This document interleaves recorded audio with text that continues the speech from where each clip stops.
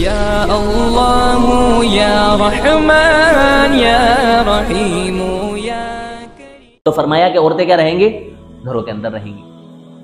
अब घरों के अंदर रहते हुए भी शरीयत ने उनको इस बात का पाबंद बनाया कि वो मुहज्जब लिबास पहनेंगी। ऐसा नहीं है कि घर के अंदर है तो जैसे चाहेंगी वैसे रहेंगी, जैसा चाहेंगी वैसा लिबास पहनेंगी। हमारी तालीम ये नहीं है। हाँ, आपका एक हलाल रिश्ता मियाँ बीबी का है, यकीनन है, वो एक अलग बात है, इससे कोई दो राय नहीं है। लेकिन आपके शोहर के अलावा भी तो आपके घर में दूसरे अफराद हैं। आपके बच्चे हैं, बच्चियां हैं, आपके ससुर हैं, सास हैं, नंदे हैं, देवर हैं, जेठ हैं, और घर की फैमिली के जो लोग होते हैं वो तो हैं। तो हमें उनके सामने कैसा लिबास इख्तियार करना है ये भी हमें क्या करना पड़ेगा? समझना पड़ेगा। रसूलुल्लाह सल्लल्लाहु अलैहि वसल्लम की तालीमात, घर के अंदर हमें कैसी ड्रेस पहनना है और घर के बाहर कैसी ड्रेस पहनना है, हमारे लिए 2 और 2 4 की तरह बिल्कुल वाज़ेह है। घर की ड्रेस में ये है कि औरत वो रिश्ते जिनसे पर्दा जरूरी नहीं है, महरम रिश्ते जिनको कहा जाता है, जिनसे जिंदगी में कभी भी निकाह नहीं हो सकता, उनके सामने आपकी ड्रेस ये है कि आपका चेहरा और आपकी हथेली के अलावा, यानी कि हाथ, इसके अलावा सारा बदन आपका क्या हुआ हो? ढका हुआ हो, यानी आपका सर भी ढका हुआ हो। उसमें आपके ससुर का भी मामला आ गया। अब इसके अलावा आपको ड्रेस ऐसी पहनना है कि जिस ड्रेस से आपके सतर वाले आज़ा और शर्म वाले आज़ा झलक ना रहे हों, वो वाज़े ना हो रहे हों। इस तरह की ड्रेस आपको घर के अंदर पहनना है। आपकी पिंडलियां ना झलक रही हों, आपके बदन के नशेब व फराज नुमाया और वाज़े ना हो रहे हों, इस तरह की ड्रेस आपको क्या करना है? घर के अंदर पहनना है। भाई घर के अंदर जब आप हैं तो जाहिर बात है कि बहुत सारे मर्द ऐसे भी हैं जिनसे आपका पर्दा है। आपका जेठ है, उससे आपका पूरा पर्दा है। जिस तरह से गैर महरम से पर्दा है, बाहर आपको अपना चेहरा ढकना है, इसी तरह से आपके जेठ का भी क्या करना है? आपको पर्दा करना है। आपके देवर का भी पर्दा करना है। हदीस के अंदर आता है देवर को मौत है।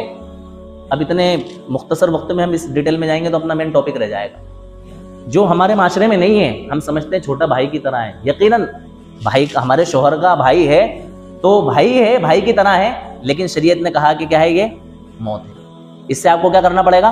पर्दा करना पड़ेगा। और ऐसे घराने मौजूद हैं, एक फैमिली है, 4 भाई हैं, साथ रह रहे हैं, लेकिन माशाल्लाह ऐसा मुहज़्ज़ब माशरा और ऐसी तरबियत और ऐसी तालीम के वो बहुएं जो हैं एक दूसरे का लिहाज रख रही है। अपने शोहर के अलावा जिन लोगों से उनका पर्दा है, उनका बाकायदा पर्दे का क्या कर रही है?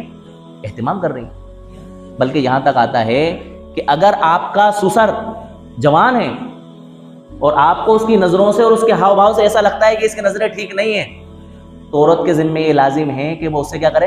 पर्दा करे। और अगर दामाद जवान है और सास भी जवान है और बज़ाहिर ऐसा लगता है कि यार दामाद की नज़रें ठीक नहीं है या सास की तरफ से कुछ सही इशारे नहीं हो रहे हैं, तो सास के ज़िम्मे लाजिम है कि अपने दामाद से क्या करे? पर्दा करे। हालांकि एक मर्तबा सास की बेटी से निकाह हो जाने के बाद में वो सास जिंदगी भर के लिए हराम हो जाती है। भले से आपकी रुखसती ना हुई हो, बस आपका निकाह हो गया, वो औरत आपके लिए माँ के दर्जे में होगी, हमेशा आप उससे निकाह नहीं कर सकते। लेकिन आपको ऐसा लग रहा है ना, तो फिर शरीयत ने यहाँ पर भी पाबंदी लगाई कि आपको क्या करना है? एक दूसरे से पर्दा करना है। सास किससे पर्दा करेगी इसी सूरत में? दामाद से। और बहू किससे पर्दा करेगी? ससुर से। तो मैं ये कह रहा था कि औरतों के जिम्मे ये काम लगाया कि आप क्या करें?